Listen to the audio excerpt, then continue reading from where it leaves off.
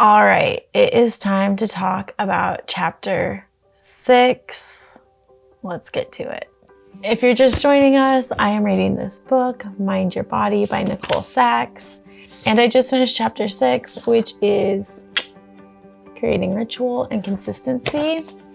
This is probably going to be a shorter video because my takeaways here were pretty limited, mostly because I am a naturally type A systems type of person. So the point of this chapter was basically to say you're going to need to find time and space to commit to doing the program, the journal speak, and meditation components of this. I'd already thought of that. Realistically, I know what part of my day this fits into already. I know where I will feel most comfortable to do this work. So I am not too concerned about that component. I will definitely have a conversation with my husband about how I'm going to save that space and that time for myself in the coming weeks. But I know, he's already very supportive of this work that I'm doing, so I do not need to stress. I'm lucky that I have a supportive partner in that way.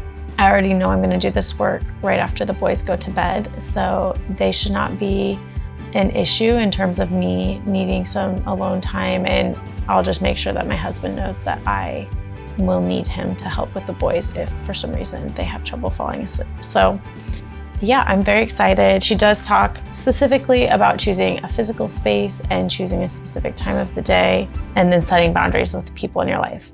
So all of that I feel like is already covered for me.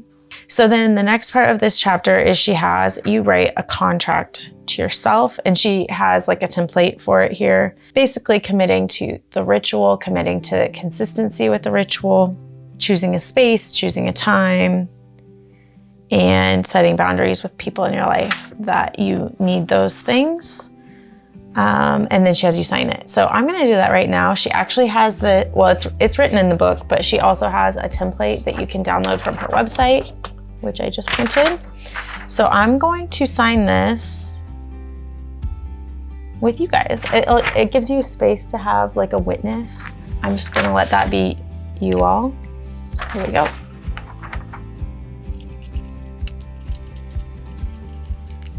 All right. I have signed my contract. Yeah, that's kind of the whole chapter. And then of course there's the story at the end that I want to touch on.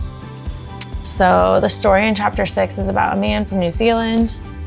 He's a little bit older, I think in his 60s.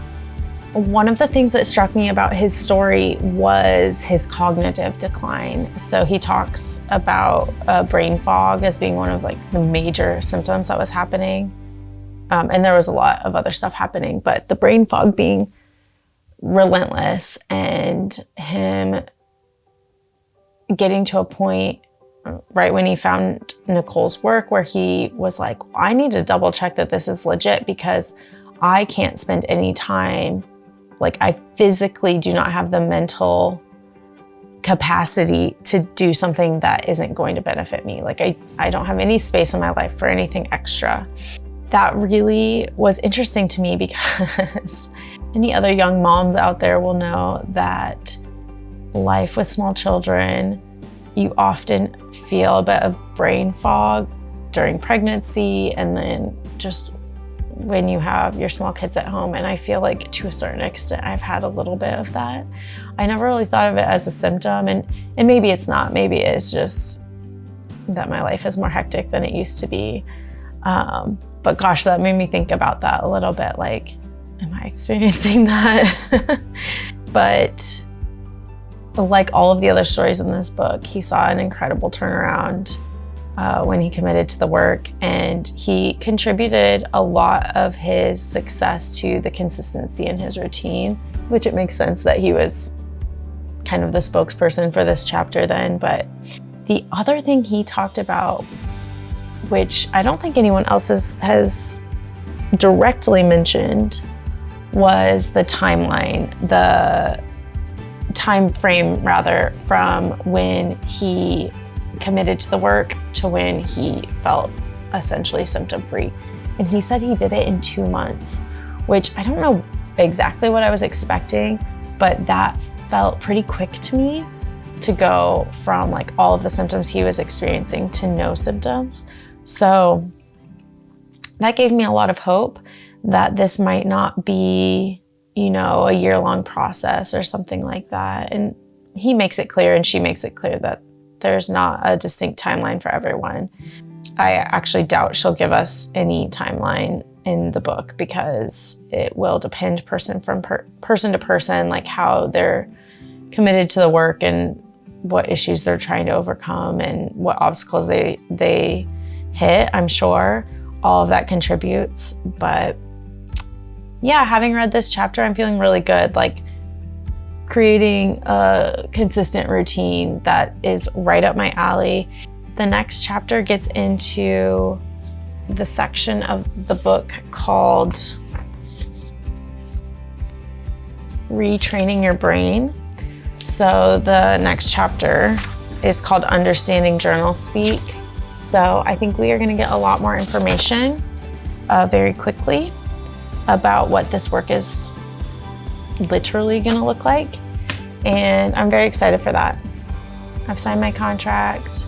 I'm ready to get to the work. Unfortunately, I have family in my house for the next 48 hours, so I likely am going to take a break. I feel like it makes sense if I'm going to take a break now and then return to the work on Sunday night when my family has left the building.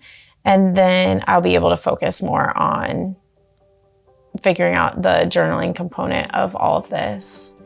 So yeah, likely taking a break for a couple of days from this book, but I think I will be thinking about it because I was genuinely excited tonight after I laid the boys down to come find my book and have some time with this work. So hopefully I can continue to feel that way and continue to feel the excitement about digging into everything. I continue to be astounded by like the severity of issues that folks are facing in the stories from this book. Like absolutely debilitating symptoms, extreme depression, not being able to do anything, barely being able to get out of bed in the morning. I can't imagine, and I'm so grateful that I found this when I did. And I think I mentioned this in a previous video, but it's spring right now. And so to be able to think that by summer, I can potentially be living a life without any headaches, that would be amazing. So yeah, all of that to say, I'm very excited for this next part, and I'll see you guys in the next video.